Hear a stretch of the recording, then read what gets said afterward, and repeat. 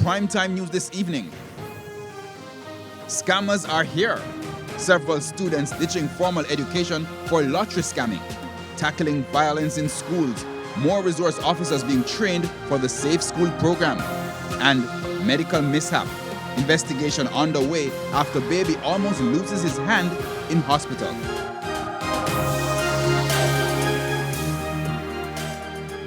Good evening and welcome to Primetime News. We're on air and online at onespotmedia.com. I'm Janella Precious. Also this evening, the business day, Primetime Sports, sports commentary, E-Prime and weather. But before the break, the feedback question.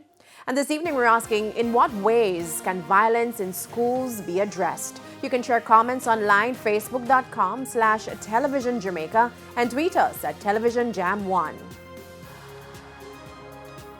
Please stay with us. Primetime News returns after this break.